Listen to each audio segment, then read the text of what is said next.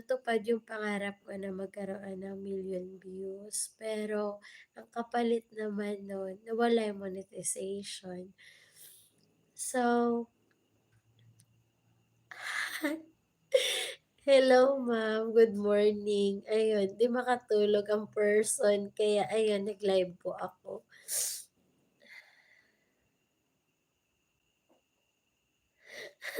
Nag-message ka pala ma'am, hindi ko nabasa. Ayun kasi ano ba, ayan po. Ayan nakatutok pa din po yung 6 viewers sa Lucky. Ayun, hindi ako makatulog ma'am, kaya nag-live po ako. Naka-move on na ako ma'am, 'di na ako umiiyak, ano na lang 'yan, sounds na lang ng sipon, ayun. Kaya ganito yung boses ko ma'am, pero hindi na ako umiyak, tama na yung 2 gabi na pag-iyak at 3 araw na panghihina, ayun. Para nga akong heartbroken ma'am, kasi nga 6 na buwan ko siyang hinintay, 6 na buwan ko siyang pinangarap. Thank you for watching. Highly appreciated your dropping by my live presentation, Sir Dr. Devil Gaming.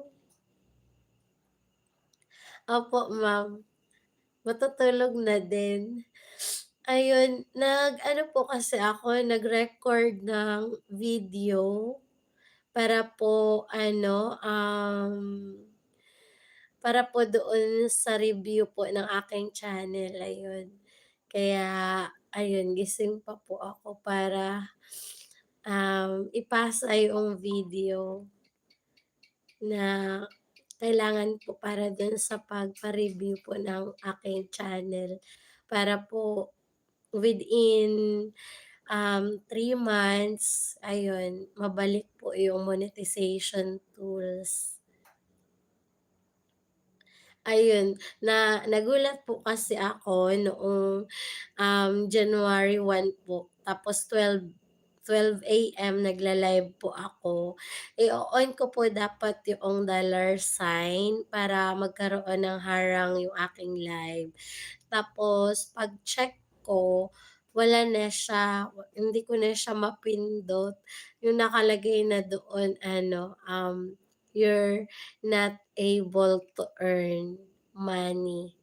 Iyon, tapos ano po, nung pinindot ko siya kung bakit, ayun, reuse content po yung nakalagay. Kaya ayun, sad ang person. Pero pinospone ko yung iyak ko kasi baka umiyak ako sa buong taon, ayun. At saka may bisita nun kami kaya hindi rin ako umiyak kasi nakakahiya. Nung umalis na yung bisita namin, January 2, ayun, dun ako umiyak kasi wala ng makakakita sa akin na umiiyak, ayun. So, ayun, umiyak ako ng January 2 hanggang January 3, ayun. Kasi yung feelings na pinaghirapan mo siya ta's bigla siyang nawala, ayun. May consequence kasi yung million views, ayun.